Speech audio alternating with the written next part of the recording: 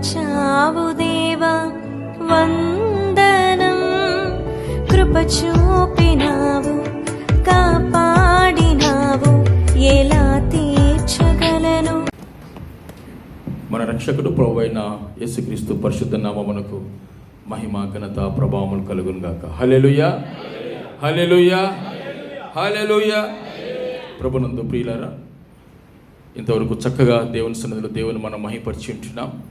ఈ సమయంలో వాక్యానికి మనం వెళ్ళకముందు మన చేతిలో ఉంటున్న పరిశుద్ధ గ్రంథాన్ని అందరం చేతి పట్టుకొని ప్రతి ఒక్కరం పైకి చూపిస్తూ పఠింప శ్రేష్ఠ గ్రంథము బైబిల్ అనే పాట ఎంతమందికి వస్తుందో తెలియదు, కానీ ఆ పాట పాడుతూ మన గ్రంథాన్ని దేవునికి మహిమకరంగా మనము ఈ పాట పాడుతూ దేవుని మనం మహిమపరుస్తాం.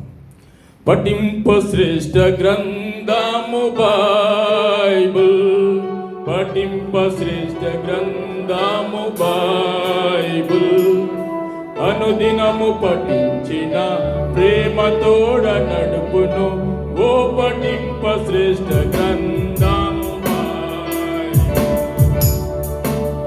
పఠింప శ్రేష్ఠ గ్రంథము బైబిల్, పఠింప శ్రేష్ఠ గ్రంథము బైబిల్, అనుదినము పఠించిన ప్రేమతోడ నడుపును, ఓ పఠింప శ్రేష్ఠ గ్రంథము బైబిల్. హల్లెలూయా హల్లెలూయా.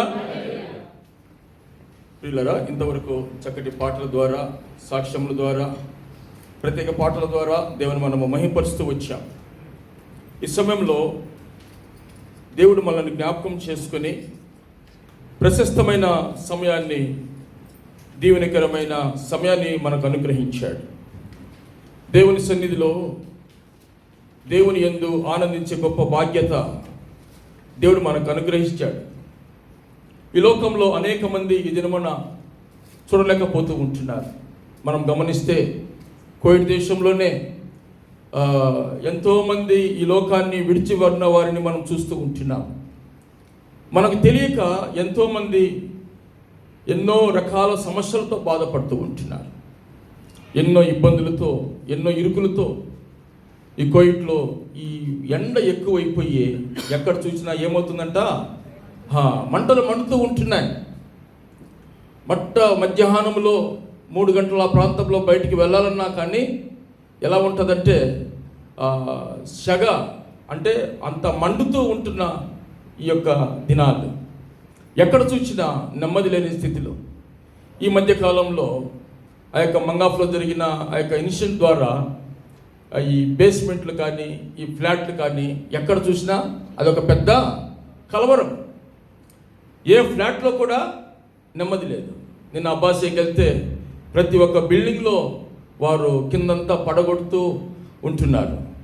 ఏ బేస్మెంట్ దగ్గరికి వెళ్ళినా కానీ బేస్మెంట్లు ఖాళీ చేసి ఎంతో ఇబ్బందులు పడుతూ ఉంటున్నారు.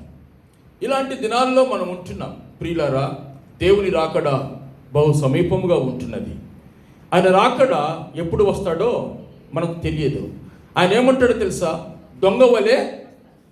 దొంగ మనకు చెప్పొస్తాడా? చెప్పిరాడు. ఆయన త్వరగా రాబోతూ ఉంటున్నాడు, కానీ ఎప్పుడు వస్తాడో మనకు తెలియదు. దేవుని సంఘముగా, దేవుని బిడ్డలముగా మనము ఆయన రాకడ కొరకు సిద్ధపడి మనము జీవించబద్ధులమై ఉంటున్నాము. హల్లెలూయా. ఆయన కొరకు మనము కనిపెట్టి జీవించవలసిన వారముగా ఉంటున్నాం. ఆయన రాకడలో ఎత్తబడే లక్షణాలు కలిగి మనము జీవించవలసిన వారముగా ఉంటున్నాం. చూడండి, ఈ సమయంలో ఇంతవరకు సహోదరులు చక్కగా చదివి వినిపించిన ఈ యొక్క వాక్య భాగాన్ని మరొకసారి మనం చదువుకుంటాం. దావీదు రాసిన కీర్తన 145 1 నుండి 3 వచనముల వరకు అందరము కలిసి బిగ్గరగా మనం చదువుకుంటాం. దయచేసి బైబిల్ ఉన్నవారు బైబిల్ తెరిచి ప్రతి ఒక్కరూ దేవుని వాక్యాన్ని మనము చదవవలసిందిగా ప్రభు ప్రేమలో కోరుతూ ఉంటున్నాం. రాజువైన నా దేవా, నిన్ను గణపరిచెదను, నీ నామమును నిత్యము సన్నతించెదను. అనుదినము నేను నిన్ను స్తుతించెదను, నిత్యము నీ నామమును స్తుతించెదను. యెహోవా మహాత్యము గలవాడు, ఆయన అధిక స్తోత్రము నొందదగినవాడు, ఆయన మహాత్యము గ్రహింప సఖ్యము కానిది. ప్రార్థన చేసుకుంటాం. ప్రేమ కలిగిన మా తండ్రి, నమ్మదగిన మా దేవ, జీవము కలిగిన మా రక్షక, నిన్న నేడు ఏకరీతిగా ఇంటూ మారని మార్పులేని మా గొప్ప దేవ, మీ ఘనమైన పరిశుద్ధమైన నామమును బట్టి మీకు వందనములు స్తోత్రములు చెల్లించుకుంటున్నాం ప్రభువా. యోగ్యత లేని మమ్మల్ని మీరు జ్ఞాపకం చేసుకుంటూ దినదినము మా యొక్క ఆశను మీరు పొడిగిస్తూ లోకములో అనేక మంది దినమన్న చొరక గతించిపోయినప్పటికీ నీ కృప వల్ల మమ్మల్ని మీరు సజీవులుగా ఉంచి మీ సన్నిధిలో మిమ్మల్ని స్తుతించుటకు ఆరాధించుటకు మాకు అనుగ్రహించిన ఈ దీవెనకరమైన సమయమును బట్టి మీకెంతో వందనములు స్తోత్రములు చెల్లించుకుంటున్నాం దేవా. నైనా ఈ సమయంలో పాటల ద్వారా మిమ్మల్ని మహిమపరచుటకు మాకు అనుగ్రహించిన ఆధిక్యతను బట్టి మీకు వందనములు. నీ బిడ్డలు సాక్ష్యపూర్వకముగా మిమ్మల్ని మహిమపరిచిన విధానమును బట్టి మీకు వందనములు చెల్లించుకుంటున్నాం. ప్రత్యేక పాటల ద్వారా మీరు మహిమ తెచ్చుకున్నారు, మీకు వందనములు చెల్లించుకుంటున్నాం. ఈ సమయంలో నీ మాటల కొరకు మేము ఎదురు చూస్తుంటున్నామయ్యా. నీ మాటలు జీవము కలిగిన మాటలు తండ్రి. నీ మాటలు బలపరిచే మాటలు, కృంగి ఉన్న వారిని లేవనెత్తే మాటలు, ఆదరించి బలపరిచే మాటలు. నాతో మాట్లాడము, సంఘముతో మాట్లాడము, ప్రతి ఒక్కరికి వినే చెవిని, గ్రహించే హృదయాన్ని మీరు అనుగ్రహించమని ప్రార్థిస్తూ ఉంటున్నాం. పరిశుద్ధుడా, ఈ సమయాన్ని మాకు మీరు దీవెనకరముగా ఉంచండి, ఆశీర్వాదకరముగా ఉంచండి ప్రభువా. నీ మాటలు నైనా శుద్ధి వంటివి ప్రభువా, రెండంచెల ఖడ్గము వంటివి తండ్రి. నాతోనూ మాతోనూ మా అందరితోనూ మీరు మాట్లాడే దేవుడు, మీకు వందనములు చెల్లించుకుంటున్నాం. ఈ సమయాన్ని మీ చేతులకు అప్పచెప్పుకుంటూ నిలబడి నేను జ్ఞానము లేనిటువంటి వాడనయ్యా, యోగ్యత లేనిటువంటి వాడను ప్రభువా. నీ నామమున నీ పక్షమున నిలబడే ధన్యత నాకు ఇచ్చావు. నా ఆత్మను మీరు ఖాళీ చేసి నీ ఆత్మతో నింపి మీ నామ మహిమకరముగా మీరే నడిపించి బలపరచమని వేడుకుంటూ అంధకార చీకటి శక్తులను నజరేయుడైన యేసు నామములో బంధిస్తూ మీరే మహిమ పొందమని వేడుకుంటూ యేసుక్రీస్తు పరిశుద్ధమైన నామములో స్తుతించి ప్రార్థించి అడిగి వేడుకొనుచున్నాం తండ్రి, ఆమేన్. ప్రభునందు ప్రియులారా, చదువుకున్న ఈ యొక్క వాక్య భాగాన్ని మనం గమనించినట్లయితే ఇక్కడ రాజైన దావీదు దేవుని స్తుతిస్తూ ఉంటున్నాడు, దేవుని గణపరుస్తూ ఉంటున్నాడు. ఈ దినమున దేవుని సన్నిధికి మనం ఎందుకు వచ్చాం? చెప్పాలమ్మా గట్టిగా. దేవుని స్తుతించడానికి మనం వచ్చాం. హల్లెలూయా. దేవుని ఎందుకు మనం స్తుతించాలి చెప్పాలి. దేవుణ్ణి మనం ఎందుకు స్తుతించాలి? ఆయన చేసిన ఉపకారములు, ఆయన చేసిన మేలులను మనము జ్ఞాపకం చేసుకుంటూ దేవుని మనం స్తుతించాలి. అంతేనా ప్రియులారా? దేవుని వాక్యంలో రాయబడింది కదా, యోహాను రాసిన సువార్త 4వ అధ్యాయం 24వ వచనంలో మనం గమనించినట్లయితే, యోహాను రాసిన సువార్త, దేవుడు ఆత్మ గనుక ఆయనను ఆరాధించువారు ఆత్మతోనూ సత్యముతోనూ ఆరాధింపవలనని. చాలండి. ఇక్కడ ఆయనను ఆరాధించువారు ఎలాంటి ఆత్మతో దేవుని ఆరాధన చేయాలంట? దేవుని యొక్క ఆత్మతోనే మనము దేవుని ఆరాధన చేయాలి. హల్లెలూయా. ఆత్మతో సత్యముతో అనగా మనము చేసే ఆరాధన అది దేవుని దృష్టికి సత్యముగా ఉండాలి.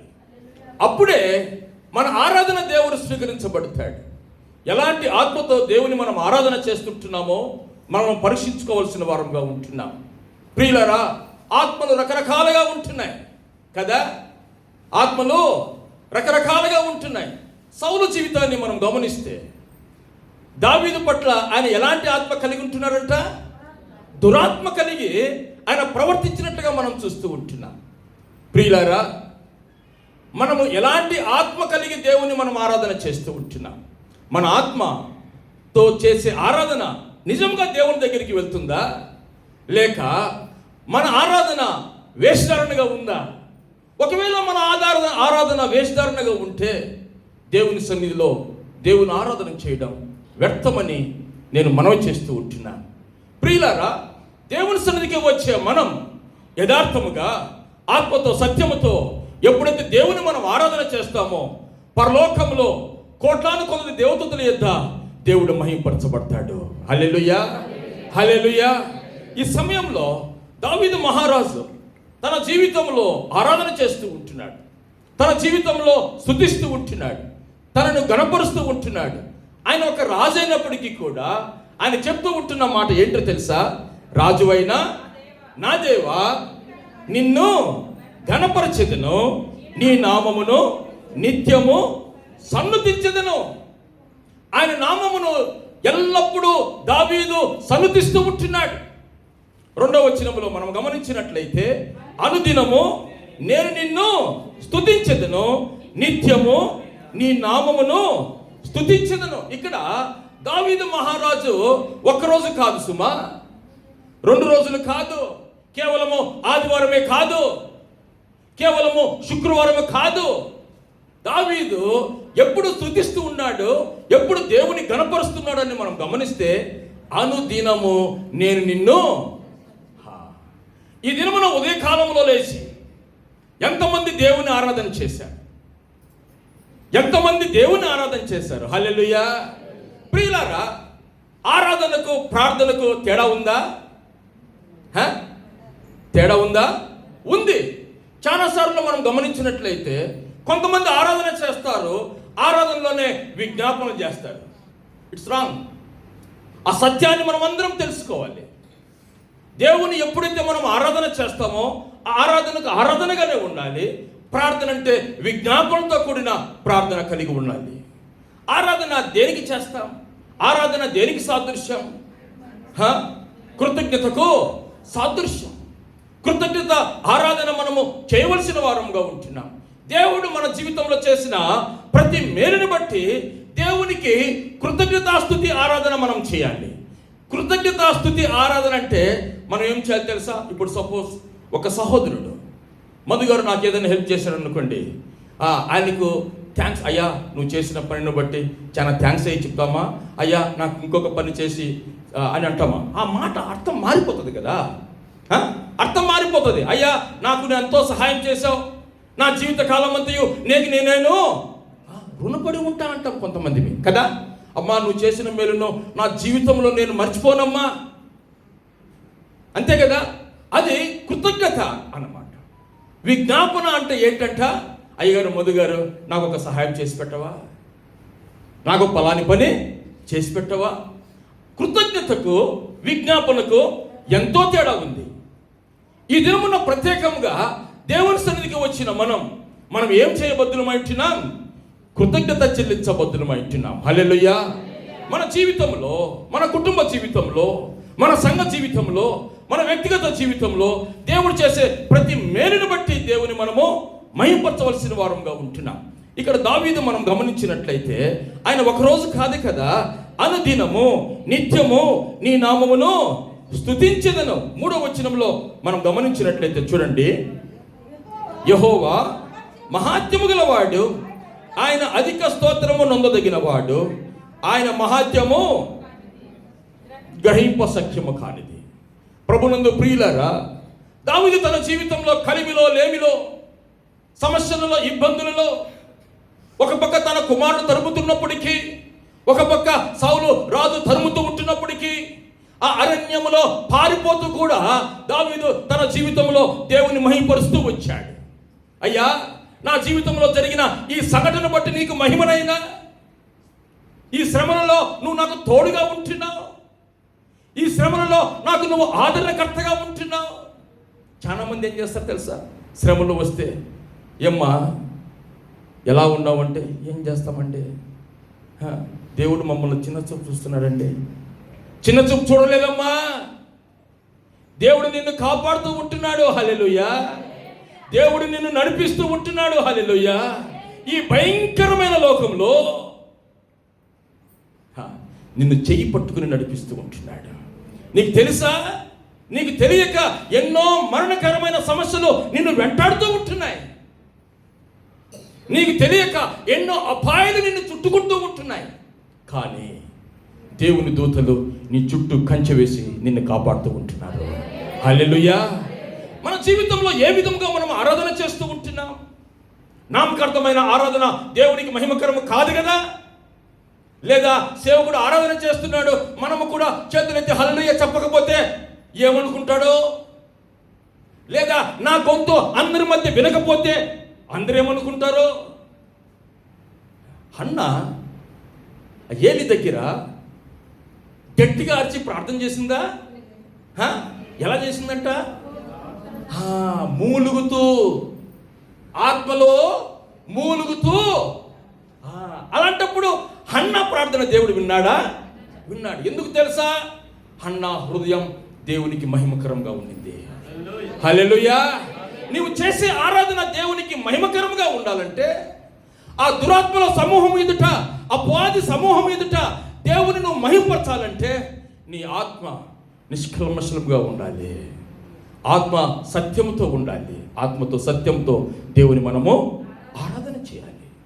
హృదయపూర్వకంగా ఆరాధన చేయాలి. అంటాడు కదా దావీదు, నా ప్రాణమా యెహోవాను సన్నుతించుము, నా అంతరంగమున్న సమస్తమా ఆయన పరిశుద్ధ నామమును సన్నుతించుము. నా ప్రాణమా యెహోవాను సన్నుతించుము, ఆయన చేసిన ఉపకారములలో అది కష్టము కానీ, నష్టము కానీ, సంతోషము కానీ, దుఃఖము కానీ, ఏ విషయంలో కూడా నేను దేవుణ్ణి నా ప్రాణమా ఆయన చేసిన మేలును దేనిని మరువకము.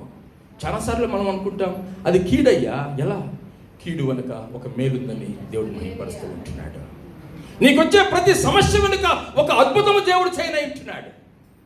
నీకు వచ్చే ప్రతి కలవరం వెనుక దేవుడు ఒక అద్భుతం చేయనయింటున్నాడు. అందుకోసమే ఆ అద్భుతాన్ని నువ్వు చూడాలంటే ఈ కష్టంలో దేవుని నువ్వు మహిమపరచాలి. ప్రియులారా,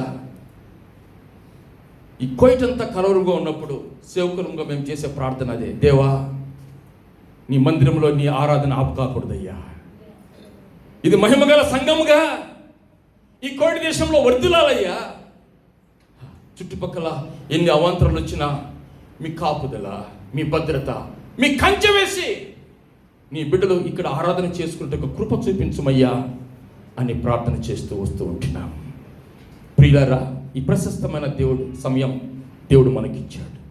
దావీదు తన జీవితంలో ఎందుకు అలా ఆరాధన చేస్తూ వచ్చాడు? ప్రియులారా, యోబు తన జీవితంలో ఏ విధంగా ఆరాధన చేస్తూ వచ్చాడు అని మనం గమనించినట్టయితే చూడండి, యోబు గ్రంథం 1వ అధ్యాయం 21వ వచనంలో మనం గమనిస్తే, యోబు నేను నా తల్లి గర్భములో నుండి దిగంబరునై వచ్చి తినే, దిగంబరునై అక్కడికి తిరిగి వెళ్ళేదను, యెహోవా ఇచ్చెను, యెహోవా తీసుకుని పోయేదను, యెహోవా నామమునకు స్తుతి కలుగును గాక. హల్లెలూయా. ఇక్కడ ఏమంటున్నాడు తెలుసా? యోబు తనకు వచ్చిన బాధలలో తన కుమారులు వెళ్ళినప్పటికీ, తనకు కలిగిన ఆస్తంతా నష్టము కలిగినప్పటికీ, తన బిడ్డలు చనిపోయినప్పటికీ, తనకెంతో శోధనలు సంభవించినప్పటికీ యోబు తన జీవితంలో ఏమని ఆరాధన చేస్తూ ఉన్నాడు తెలుసా? దేవా నువ్వు ఇచ్చావయ్యా, నువ్వు తీసుకున్నావయ్యా, నీ నామమునకు మహిమ కలుగునుగాక. ఎంత గొప్ప ఆరాధన! ఆరాధన దేవునికి ఎంతగానో ఇష్టముగా ఉంది. హల్లెలూయా. అందుకోసమే యోబు పరిస్థితిని మార్చాడు దేవుడు. ఏదైతే కోల్పోయాడో తిరిగి రెండంతలుగా దేవుడు ఆశీర్వదిస్తూ వచ్చాడు. ఇర్మియా ప్రవక్త తన జీవితంలో ఎన్ని కష్టాలుగా వెళ్ళినప్పటికీ కూడా, ఎన్ని నష్టాలుగా వెళ్ళినప్పటికీ కూడా ఏమున్నాడో తెలుసా? ఇర్మియా గ్రంథం 20వ అధ్యాయం, ఇర్మియా గ్రంథం 20వ అధ్యాయం 13వ వచనం, యెహోవాను కీర్తించుడి, యెహోవాను స్తుతించుడి, దుష్టుల చేతిలో నుండి దరిద్రుని ప్రాణమును. చాలా ఇక్కడ ఇంది ప్రవక్త అయిన ఇర్మియా ఏం చేస్తున్నాడు తెలుసా? దుష్టుల చేతిలో నుండి ఈ దరిద్రుని యొక్క ప్రాణమును విడిపించే దేవుడు. ఈ సమయంలో చాలాసార్లు దేవుడు చేసిన ప్రతి మేలును మర్చిపోతూ ఉంటాము, కానీ ఎప్పుడు మన జీవితంలో ప్రార్థన చేస్తూనే ఉంటాం. ప్రతిరోజు ఏదో ఒక ప్రార్థన, ఏ దినమైనా హృదయపూర్వకంగా, అయ్యా నాకు చాలయ్యా, ఇంతవరకు నా జీవితంలో చేసిన మేలును బట్టి నీకు మహిమయ్యా అని మనము హృదయపూర్వకంగా దేవుని ఆరాధన చేస్తూ ఉంటున్నామా? ఎప్పుడైతే నీ జీవితంలో ఒక కృతజ్ఞతను నువ్వు మర్చిపోతే ఇంకా కృతజ్ఞత నువ్వు పొందలేవు కదా. మధు గారు ఉన్నారనుకోండి, ఆయన చేసిన మేలును బట్టి నేను ఒకవేళ థ్యాంక్స్ చెప్పకపోతే రెండోసారి ఏదైనా పని చెప్తే చేస్తాడా? చేస్తావయ్యా? ఏమయ్యా చూడ ఆయన అంటున్నాడు చేయను. దేవుడు కూడా అంతే కదా. నేను చేసిన మేలును మర్చిపోయిన నా సహోదరి, నా సహోదరుడు ఇంకొక మేలు చేయాలంటే ఇది ఆయనకు మహిమ రావాలి కదా. ప్రియులారా, కృతజ్ఞతాపూర్వకంగా దేవుని సన్నిధిలో మనము జీవించబద్దులమై ఉంటున్నాం. రాజైన దావీదు తన జీవితంలో దేవుని మహిమపరుస్తూ వచ్చాడు, ఘనపరుస్తూ వచ్చాడు. చూడండి, ఎందుకు అలాంటి రాజైనప్పటికీ కూడా రాజువైన నా దేవా నిన్ను ఘనపరుస్తున్నానని ఆయన హెచ్చిస్తూ ఉంటున్నాడు. ఆయన జీవితంలో చేసిన మేలు ఏ విధంగా ఉందో ఒకసారి చూసి మన జీవితంలో కూడా ఆ మేలును తలపోసుకుంటూ ఈ దినమున ఆత్మతో సత్యంతో దేవుని మనం ఆరాధన చేస్తాం. చూడండి, 145వ కీర్తన 9వ వచనం. యెహోవా అందరికీ ఉపకారి, ఆయన కనికరములు ఆయన సమస్త కార్యముల మీద. మన దేవుడు ఎలాంటి దేవుడు అంట? ఉపకారము చేసే దేవుడు. హల్లెలూయా. ఆయన ఉపకారము చేయబట్టే మనం ఇంతవరకు సజీవులుగా ఉంటున్నాం. అంతేకాకుండా ఆయన కనికరము కలిగిన దేవుడని వ్రాయబడింది. ఆయన మన పట్ల చూపుతుంటున్న కనికరమును బట్టి మనం ఇంకనూ సజీవులుగా ఉంటున్నాం. ఆయన పట్ల కనికరం, మన పట్ల ఆయన చూపుతుంటున్న కనికరమును బట్టి మనం ఇంతవరకు సజీవులుగా ఉంటున్నాం కదా. ఈ దినమున ఆయన కనికరాన్ని మనం జ్ఞాపకం చేసుకుంటున్నామా? చాలాసార్లు మనం ఆరాధన చేస్తాం, ఒకటే మాట, హల్లెలూయా హల్లెలూయా హల్లెలూయా హల్లెలూయా. అయ్యా నా కొరకు నువ్వు ప్రాణం పెట్టావయ్యా, నేను నిన్ను స్తుతిస్తుంటున్నానని ఉచ్చరమైన మాటలతో దేవుని మనం ఆరాధన చేయాలి. ఆత్మతో సత్యంతో దేవుని మనము, ఆయన కనికరం కలిగిన దేవుడు. రాజైన దావీదు జీవితంలో ఎంతో కనికరము చూపుతూ వచ్చాడు. ప్రియులారా, గొర్రెలు కాచుకునేటప్పుడు ఏమొచ్చాయంట? తోడలు వచ్చింది, సింహం వచ్చింది. అవి వచ్చినప్పటికీ కూడా దేవుని యొక్క కనికరము దావీదు పట్ల ఉంచుతూ వాటి నుండి దావీదును తప్పించాడు. హల్లెలూయా. ఆ యొక్క గొల్యాతు జీవితాన్ని మనం గమనిస్తే ఇశ్రాయేలు ప్రజలు ఆయన దెబ్బకు వణికిపోతూ ఉంటున్నారు, గజగజ వణుకుతూ ఉంటున్నారు. ఎవరైనా ఆయన దగ్గరికి వెళ్ళాలంటే సాహసం చేయలేకపోతూ ఉంటున్నారు. ఎన్నో లక్షల మంది ఇశ్రాయేలు ప్రజలు ఉన్నప్పటికీ కూడా గొల్యాతును చూసి భయపడేవారుగా ఉంటున్నారు. కానీ రాజైన దావీదు ఆ సమయంలో రాజు కాదు కదా, ఒక యవనుడని వ్రాయబడింది, ఈ చిన్నవాడని వ్రాయబడింది. అయినప్పటికీ కూడా ఆ గొల్యాతును ఎదుర్కొన్నట్టుకు దేవుడు కృప చూపించాడు. హల్లెలూయా. ఆ యొక్క గొల్యాతు యొక్క ఖడ్గములో బందీ కాకుండా దేవుని యొక్క కనికరమును దావీదు పట్ల చూపిస్తూ వచ్చాడు. కనుక దేవా నీవు కనికరం కలిగిన దేవుడు అయ్యా, నీవు అందరికీ ఉపకారి అయ్యా అని దావీదు తన జీవితంలో చేసిన ప్రతి మేలును బట్టి, తన జీవితంలో చూపిన ఆ కనికరమును బట్టి, రాజువైన నా దేవా నేను నిన్ను కనపరుస్తూ ఉంటున్నాను. ఆయన కనికరం కలిగిన దేవుడు. యేసుక్రీస్తు ప్రభువుల వారు ఆయన ఈ లోకంలో జీవిస్తూ ఉంటున్న సమయంలో గమనించండి, మార్కు రాసిన సువార్త 5వ అధ్యాయం. మార్కు రాసిన సువార్త 5వ అధ్యాయం 1వ వచనంలో మనం గమనిస్తే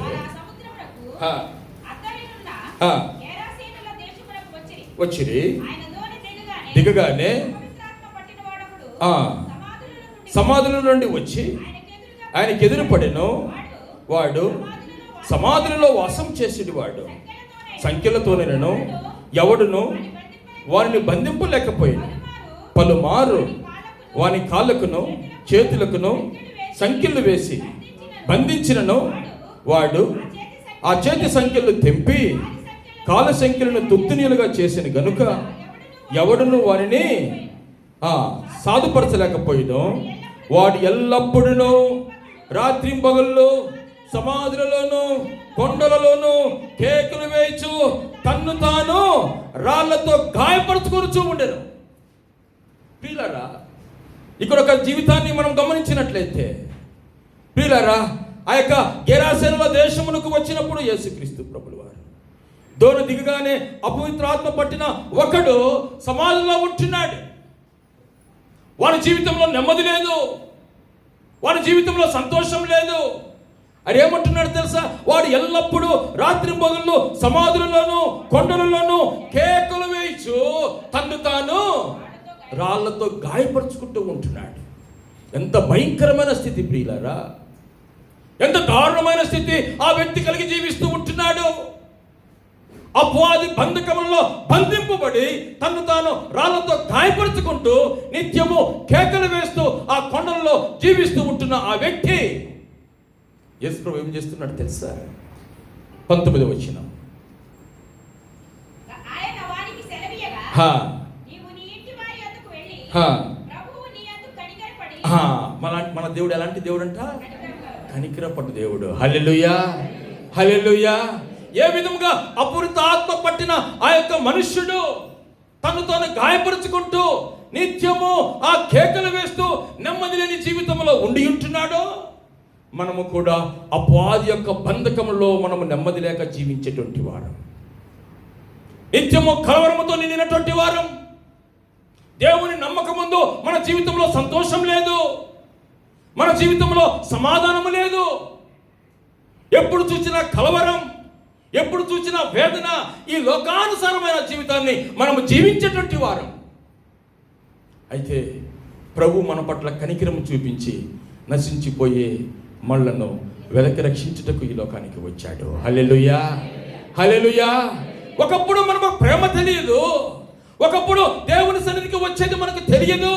నిత్యము లోకంలో ఉంటున్న ఆ శరీరాశను, నేత్రాశను, జీవపు డమ్మాన్ని మనము జీవిస్తూ ఏ విధముగా ఆ యొక్క దయ్యములు పట్టిన ఆ యొక్క మనుషుడు కేకలు వేస్తూ వచ్చాడో, మన జీవితాన్ని మనమే గాయపరుచుకుంటూ వచ్చేవారము. అయితే తన కృప చొప్పున, తన బాహుల్యము చొప్పున నశించిపోయే మన పట్ల ఆయన కనికరము కలిగిన దేవుడు కనుక కనికరముతో ఆయన ఈ లోకానికి వచ్చాడు. హల్లెలూయా. ఆయన రక్షకుడుగా ఈ లోకానికి వచ్చాడు. తన అమూల్యమైన రక్తంతో నిన్ను రక్షించాడు సుమా. తన ప్రేమతో నిన్ను రక్షించాడు. ఆయన కనికరాన్ని బట్టి మనం ఎప్పుడైనా ఆరాధన చేస్తూ ఉంటున్నామా? ఆయన కనికరాన్ని మనం జ్ఞాపకం చేసుకుంటున్నామా? అవునయ్యా, ఒకప్పుడు నా జీవితంలో నెమ్మది లేని జీవించినటువంటి వాడను, సమాధానం లేనటువంటి వాడనయ్యా, అనేక రకాల బానిసలతో నేను కృంగిపోయినటువంటి వాడను. నన్ను జ్ఞాపకం చేసుకున్నావు. నా ఆత్మ పాతాళానికి వెళ్ళకుండా, నా ఆత్మను నరకానికి అప్పచెప్పకుండా నీవు నన్ను సృష్టించిన సృష్టికర్తవు కనుక నా కొరకు కనికరం కలిగి ఈ లోకానికి వచ్చావయ్యా, నీకు వందనాలు అని మనం ఆరాధన చేయబద్దులమై ఉంటున్నాం. హల్లెలూయా. మన ఆరాధన ఎలా ఉంది? కృతజ్ఞత కలిగి మనం ఆరాధన చేస్తూ ఉన్నామా? నామకార్థమైన ఆరాధన మనం చేస్తూ ఉంటున్నామా? గతంలో మన జీవితంలో చేసిన ప్రతి మేలును మనం జ్ఞాపకం చేసుకోవలసిన వారంగా ఉంటున్నాం కదా. ఎంతో మంది ఇది మన సజీవులుగా లేరయ్యా. నన్ను, నా కుటుంబాన్ని, నా బిడ్డలను మీరు సజీవులుగా ఉంచారయ్యా. ఎలా ఉంది మన ఆరాధన? దేవునికి మహిమకరంగా ఉందా? దేవునికి ఇష్టముగా ఉందా? మన ఆరాధన దేవుని దగ్గరికి వెళుతుందా? ప్రియులారా, స్తుతి పరిస్థితులను మారుస్తుంది. అపోస్తలుడైన పౌలు శీలలో ఆ చెరసాలలో మధ్యరాత్రి వేళ వాళ్ళు ఏం చేస్తూ వచ్చారంట?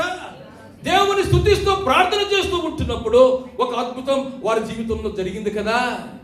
ఏం జరిగింది తెలుసా? చెరసాల తలుపులు తెరవబడ్డాయి. ప్రియులారా, మన స్తుతి ఆరాధన వల్ల మన కుటుంబంలో అద్భుతం జరుగుతుందా? మనం పరీక్షించుకోవాలి. మన ఆరాధన వల్ల మన కుటుంబానికి క్షేమం ఉందా? మన ఆరాధన వల్ల మన బిడ్డలు ఆశ్రయించబడుతూ ఉన్నారా? మన ఆరాధన వల్ల మన జీవితంలో సమాధానం ఉందా? ఎప్పుడుంటుంది తెలుసా?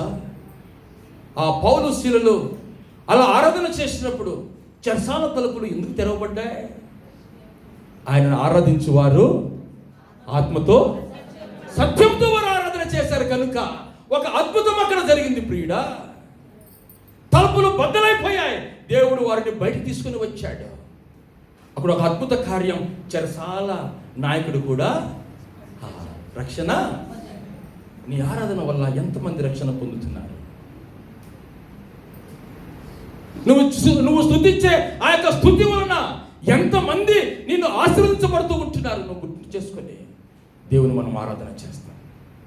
ఎంతోమంది ఈ దినమున్న చర్చిలకు వెళ్ళలేక, బేస్మెంట్లో స్థలం లేక, మూత వేయబడి కుటుంబంలోనే దేవుని సన్నిధికి దూరంగా ఉంటున్నారు.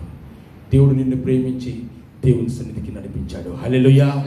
దేవుడు నిన్ను ప్రేమించి ఈ యొక్క స్థలంలో నిన్ను ఉంచి ఉండడం బట్టి నువ్వు జీవితంలో చేసిన మేలుని జ్ఞాపకం చేసుకుంటూ, అవునయ్యా నువ్వు కనికరం కలిగిన దేవుడు అయ్యా, నా జీవితాన్ని ప్రేమించావయ్యా, నేను నశించి నరకానికి వెళ్ళట మీకు ఇష్టం లేదయ్యా, నేను పాతాళలోకానికి వెళ్ళేది నీకు ఇష్టం లేదయ్యా, నన్ను కాపాడటానికి ఈ లోకానికి వచ్చావు, నా యందు నువ్వు జాలి పడ్డావు, కనికర పడ్డావు, అందును బట్టి నేను నిన్ను స్తుతిస్తున్నానయ్యా, నా హృదయపూర్వకంగా నిన్ను ఆరాధిస్తున్నానయ్యా. అలాంటి ఆరాధన దేవుడు కోరుకుంటున్నాడు కదా. ఈ దినమున మనం అలాంటి ఆరాధన చేసి దేవుని మనము మహిమపరుస్తాం. ప్రియులారా, అదేవిధంగా 145వ కీర్తనలో మనం గమనిస్తే చూడండి, మొట్టమొదటిగా మన దేవుడు అందరికీ ఉపకారి, ఆయన కనికరం కలిగిన దేవుడు. రెండవదిగా మనం గమనించినట్లయితే మన జీవితంలో చేసే మేలును, ప్రియులారా చూడండి 14వ వచనం, యెహోవా పడిపోవు వారందరినీ ఉద్ధరించువాడు, కృంగిపోయిన వారందరినీ లేవనెత్తువాడు. హల్లెలూయా. మన ఆత్మీయ జీవితంలో ప్రియులారా, అపవాది వేసే అనేక బాణములకు మనం ఏమైపోతామంట? కృంగిపోతామంట కదా. గుండె చెదిరి మన జీవితాల్లో కొన్నిసార్లు ఎంతో ఇబ్బందులు పడుతూ ఉంటాం. కానీ మన దేవుడు ఎలాంటి తెలుసా? పడిపోవు వారందరినీ లేవనెత్తేవాడు, కృంగిన వారిని ఆయన లేవనెత్తేవాడు. మన ఆత్మీయ జీవితంలో వచ్చే ప్రతి అపవాది బాణము నుండి దేవుడు మనల్ని లేవనెత్తుతూ ఉంటున్నాడు. అయ్యా, నాకు వచ్చిన కష్టాల్లో నువ్వు తోడుగా ఉన్నావయ్యా, నాకు వచ్చిన నష్టాలలో నన్ను జ్ఞాపకం చేసుకుంటున్నావయ్యా, కృంగిన సమయంలో లేవనెత్తుతున్నావయ్యా, నీవు లేవనెత్తే దేవుడవు, నీవు ఆదరించే దేవుడవు, నీవు బలపరిచే దేవుడవు అని మన కుటుంబంలో జరిగే ప్రతి సమస్యను మనం జ్ఞాపకం చేసుకుంటూ నీకు వందనాలయ్యా అని దేవుని మనం ఆరాధన చేస్తూ ఉంటున్నామా? దావీదు తన జీవితంలో ఒకసారి చాలా కృంగిపోయే సమయం అక్కడ ఆసన్నమైంది. చూడండి, సమూయేలు గ్రంథం 30వ అధ్యాయం, మొదటి సమూయేలు గ్రంథం 30వ అధ్యాయం.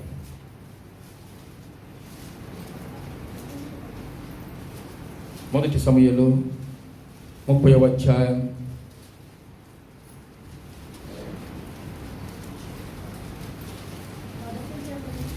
మొదటి నుంచి కొన్ని వర్షాలు చదవడం సరిపోతుంది. మూడవ దినమున సిక్కులకు వచ్చింది.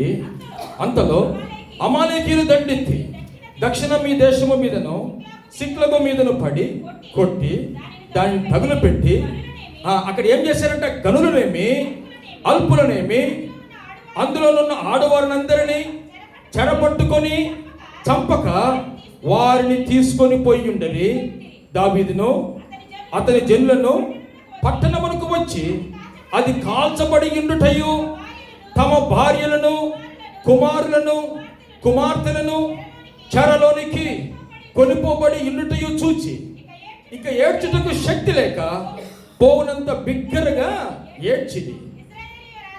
చాలమ్మా. అంతేకాకుండా 6వ వచనం, దావీదు మిక్కిలి దుఃఖపడెను మరియు తమ తమ కుమారులను బట్టి కుమార్తెలను బట్టి జనులందరికీ ప్రాణము విసికినందున రాళ్ళు రువి దావీదును చంపుదుము రండని. ఇక్కడ దావీదుకు ఎదురైన సమస్య ఎంత భయంకరం, ఎంత భయంకరం.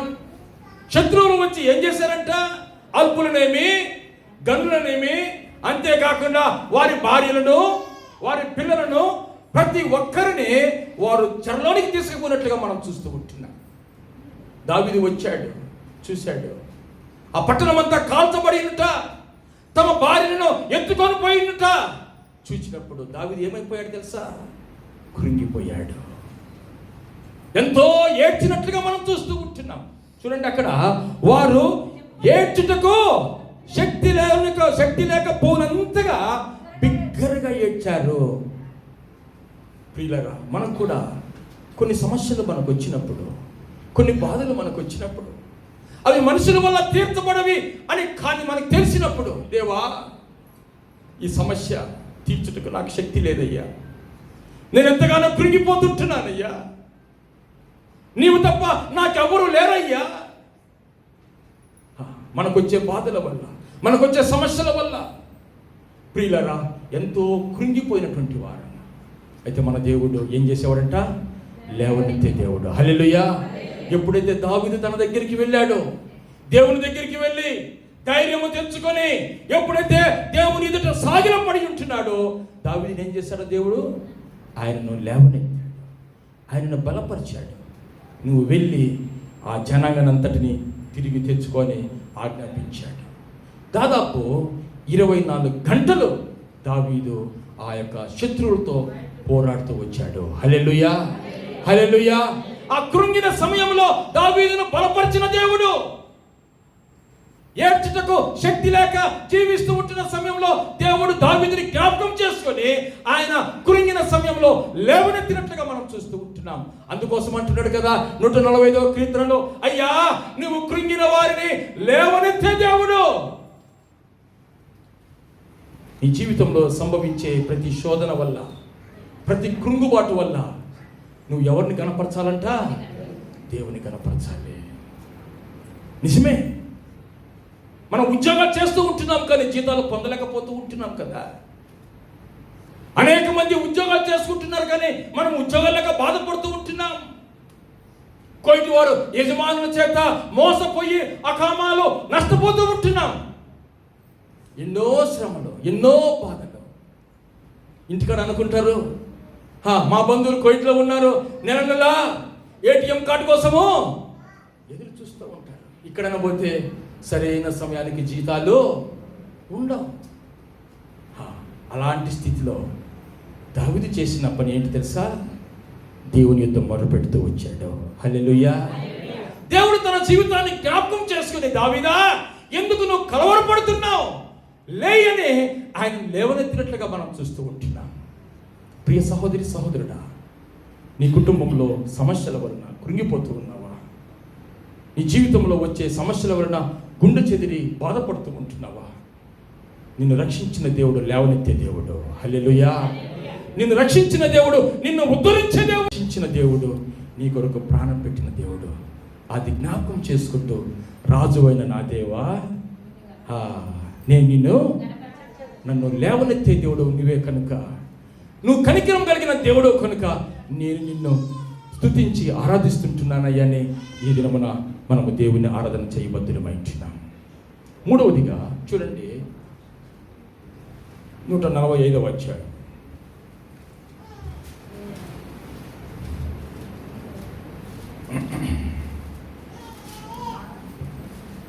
18వ వచనమమ్మా.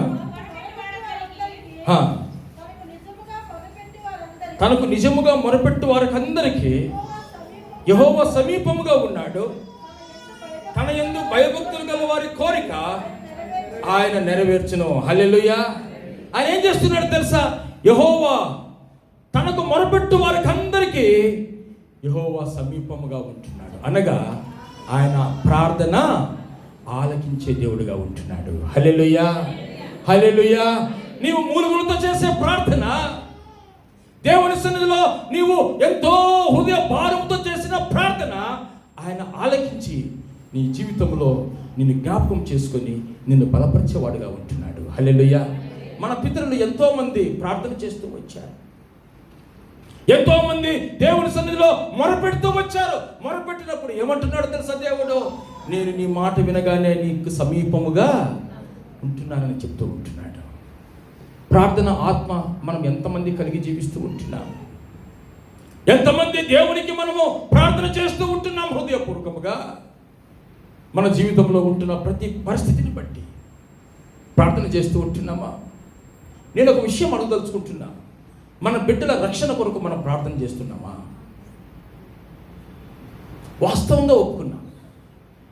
ఎంతసేపటికి వాడి చదువయ్యా, వాడికి బైక్ కావాలంట కదా, ఏనాడైనా కానీ అయ్యా నా బిడ్డను నాకు ఇచ్చావయ్యా, ఆ బిడ్డ నీ కొరకు పెంచాలయ్యా ఆ బిడ్డ కొరకు నేను నిత్యము ప్రార్థన చేస్తున్నానయ్యా అని ఎంతమంది దేవుని సన్నిధిలో యథార్థముగా ఒప్పుకుంటున్నాం? వారి రక్షణ కొరకు మనం ప్రార్థన చేస్తున్నామా? వారి ఆత్మీయ స్థితి కొరకు మనం ప్రార్థన చేస్తూ ఉంటున్నామా? సేవకుడి దగ్గరికి వచ్చి నా కుమారుని గురించి ప్రార్థన చేయండి, ముందు నువ్వు చెయ్యమ్మా. దేవుడు నీకు అప్పగించిన బాధ్యత తల్లిదండ్రుల బిడ్డల కొరకు, వారి ఆత్మీయత కొరకు ప్రార్థన చేయాలి కదా, వారి రక్షణ కొరకు ప్రార్థన చేయాలి కదా, వారి దేవుని కొరకు పెంచడానికి ప్రార్థన చేయాలి కదా.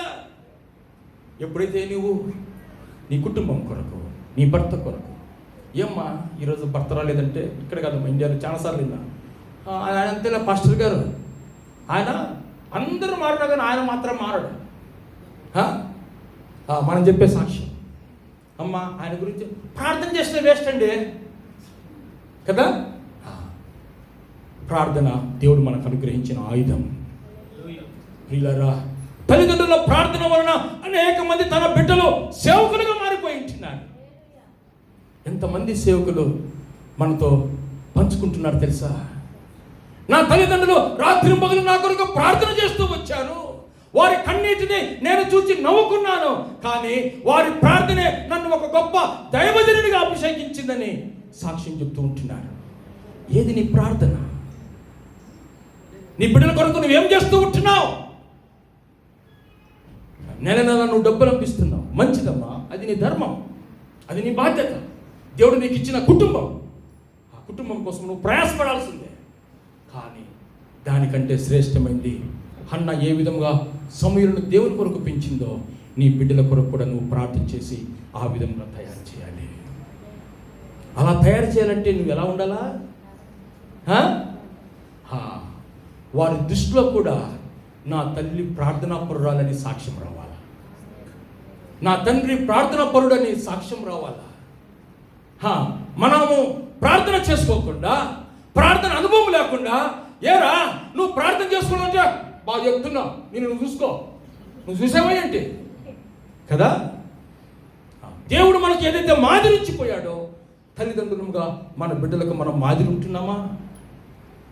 తల్లిదండ్రులు ఏ విధంగా ప్రవర్తిస్తారో తల్లిదండ్రులు చూసి బిడ్డలు కూడా ఆ విధంగా ప్రవర్తిస్తారు. మన ప్రవర్తన దేవునికి నమ్మకమైనగా ఉంటే బిడ్డలు మనం చూసి భయపడతారు.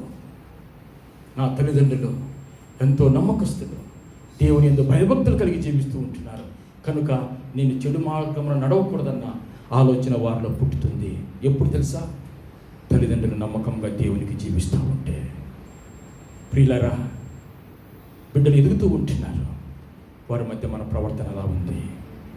ప్రార్థన ఆలకించే దేవుడు కనుక మన కుటుంబం కొరకు, సంఘం కొరకు, తోటి విశ్వాసి కొరకు, సేవకుని కొరకు, లోకంలో ఉంటున్న ఎవరైతే మారు మనసు పొందలేదో వారందరి కొరకు నువ్వు ప్రార్థన చేయబద్దులు ఉంటున్నావు. ప్రార్థన ఆలకించే దేవుడు మన దేవుడు. మొట్టమొదటిగా ఉపకారం చేసే దేవుడు, కనికరం కలిగిన దేవుడు, కృంగిన వారిని లేవనెత్తే దేవుడు, ప్రార్థన ఆలకించే దేవుడు. చివరిగా చూడండి 45వ అధ్యాయం 20 వచనం.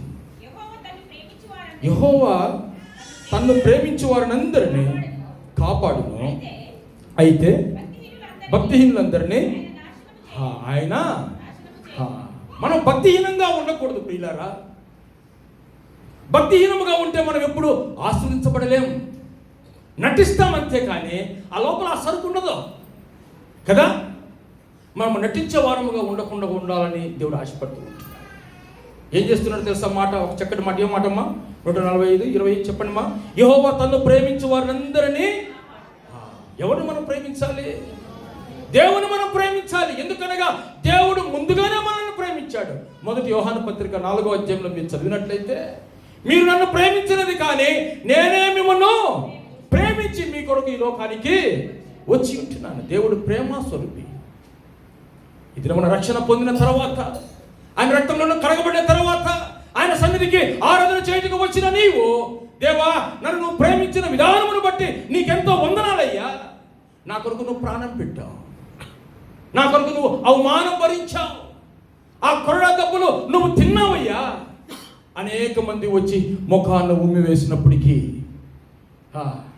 అనేక మంది వచ్చి ఆయన ఎగతాళి చేసినప్పటికీ నా కొరకు నువ్వు ఓర్చుకున్నావయ్యా, నా కొరకు నువ్వు గాయపరచబడ్డావయ్యా, నా కొరకు నువ్వు నలగొట్టబడ్డావయ్యా, నా కొరకు ప్రాణం పెట్టావయ్యా, నువ్వు తిరిగి రాబోతుంటున్నావయ్యా అని మనం ఆరాధన చేస్తుంటున్నామా? ఎలాంటి విషయాలు మనం జ్ఞాపకం చేసుకొని మనం ఆరాధన చేస్తున్నాం? ప్రియులారా, ఈ దినం మన ఆరాధన చేయడానికి వచ్చిన మనం ఆయన అందరికీ ఉపకారి అనగా మంచి చేసే దేవుడని, ఆయన మంచి దేవుడని, కనికరం కలిగిన దేవుడని, కృంగిన వారిని లేవనెత్తే దేవుడని, ప్రార్థన ఆలకించే దేవుడని, ఆయన ప్రేమించే దేవుడని మనము ఆరాధన చేయబద్దులమైంటున్నాం. ఏ విధంగా తెలుసా? ఆయనను ఆరాధించువారు ఆత్మతో సత్యంతో. ఎలాంటి ఆత్మ? ప్రార్థన అంటే కళ్ళు తీసుకుని అటు ఇటు చూసేవారు ఆత్మ? చెప్పండి మా, ఇదే మన దేవుడు మనతో మాట్లాడుతున్నాడు కదా. ప్రార్థన చేసేటప్పుడు కళ్ళు మూసుకోకుండా ఉంటే ఆత్మ దేవునికి మహిమకరమా? రూపాంతరం చెందాలి కదా. ఎంతకాలం నుండి దేవుని సన్నిధికి వస్తూ ఉంటున్నాం. ప్రార్థన అంటే వెంటనే కళ్ళు మూసుకోవాలి కదా.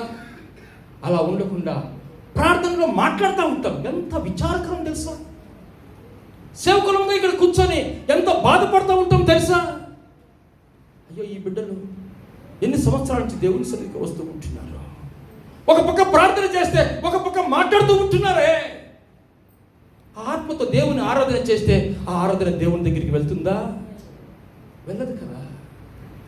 ఒక పక్క ఆత్మ పరిశీలన, ఆ సమయం చాలా ప్రాముఖ్యమైన సమయం కదా. దేవునితో ఒడంబడిక పశ్చాత్తపడే సమయం కదా. సేవకులు ఇక్కడ నిలబడి ఎంతో పదే అయ్యా ఆత్మ పరిశీలన చేసుకున్నాం అన్నప్పటికీ కూడా అటు ఇటు ఆ సమయంలో తిరగకూడదని ఎన్నిసార్లు హెచ్చరించినప్పటికీ కూడా పెడచెవిని పెట్టి అటు ఇటు తిరుగుతూ ఉంటారు. అది ఆరాధన ఆత్మ కాదు ప్రియులారా. దేవుని ఆత్మ కాదు. దేవుని ఆత్మ నీలో ఉంటే సంఘంలో ఒక క్రమశిక్షణ కలిగి మనం జీవిస్తాం కదా. అంటాడు కదా, నువ్వు దేవుని మందిరానికి వెళ్ళినప్పుడు నీ ప్రవర్తన చూసుకోవాలి కదా. వ్యక్తిగత పరిశీలన అన్నప్పుడు సేవకుడు ఇక్కడ వాక్యంతో హెచ్చరించినప్పుడు, అవునయ్యా ఈ సమయంలో నీ దాసుని ద్వారా నాతో మాట్లాడుతున్నావు, నా హృదయాన్ని నా ఆత్మను నీవు సరిచేయి, నీ రక్తంతో నన్ను కడుగయ్యా, నా ఆరాధన నీకు ఇంపైన సువాసనగా నన్ను బలపరచయ్యా, గత వారం అంతా నీకు ఎక్కడైతే విరోధముగా నేను పాపం చేశానో నీ సన్నిధిలో పశ్చాత్తాపడుతున్నానయ్యా. ఎంతమంది ఏకీభవిస్తూ ఉంటున్నా? అప్పుడే సమస్యలా? దయచేసి ఇక నుంచి మనం రూపాంతరం చెందుదాం. ఆ సమయాన్ని దేవునికి ఇస్తాం. ఒకవేళ ఏదైనా అత్యవసరమైతే ప్రత్యేక పాటలలో, సాక్ష్యాలలో, పాటలలో మీరు వెళ్ళి మన అవసరతను తీర్చుకున్నాం. కానీ వాక్యము వినేటప్పుడు, వాక్యము బోధించేటప్పుడు, ఆత్మ పరిశీలన చేసుకునేటప్పుడు దయచేసి బయటికి వెళ్తే మీరు దేవుని ఆత్మ కలిగిన వారు కాదు. దేవుని ఆత్మను కలిగి ఉంటే నువ్వు దేవుని సన్నిధిలో ఒక క్రమశిక్షణ కలిగి జీవిస్తావు. యజమానులు మన దగ్గర ఉంటే మనం వెళ్తామా? మన ఉద్యోగాల్లో గడిగడిగా అలా వెళ్తామా? ఉండేది 2 గంటలు కదా. అత్యవసరం వచ్చినప్పుడు దేవుడు చూస్తుంటున్నాడు. ప్రియులారా, దేవుని సంఘంలో ఒక క్రమశిక్షణ కలిగిన ఆత్మతో దేవుని మన ఆరాధన చేస్తే ఆరాధన ఇంపైన సువాసనగా ఉంటుంది. హల్లెలూయా, హల్లెలూయా.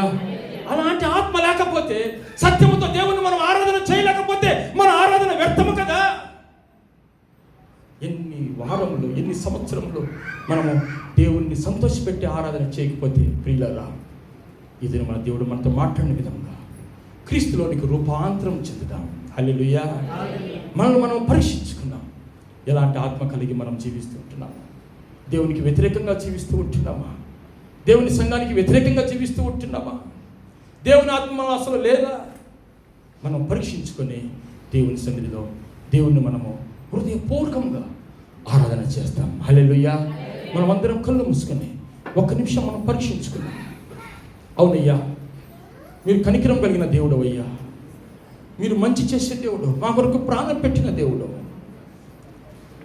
మా ఆత్మతో నిన్ను ఆరాధిస్తుంటున్నాం. నా ఆత్మ నీ ప్రేమ కలిగి ఉందా? మన ఆత్మ సంతోషం ఉందా? మన ఆత్మలో సమాధానం ఉందా? మన ఆత్మలో దీర్ఘశాంతం ఉందా? మన ఆత్మలో సాత్వికం ఉందా? మన ఆత్మలో ఆశా నిగ్రహం ఉందా? మన ఆత్మలో మంచితనం ఉందా? ఎలాంటి ఆత్మతో దేవుని మనం ఆరాధన చేస్తూ ఉంటున్నాం? పరీక్షించుకున్నాం. ప్రియ సహోదరి సహోదరుడా, దేవుని సన్నిధిలో ఉంటున్నాం. మనం దేవుని సన్నిధిలో యోగ్యమైన రీతిగా మనం జీవిస్తాం. ప్రభువుకు ఇష్టముగా మనం జీవిస్తాం.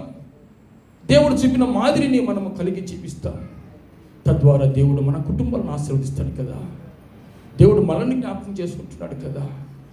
దావీదు ఏ విధంగా దేవుని హృదయానుసారుడయ్యాడో మనము కూడా దేవుని హృదయానుసారం అవుతాం. పరీక్షించుకున్నాం. ప్రభు బలలో యోగ్యమైన రీతిగా పాల్గొన్నాం.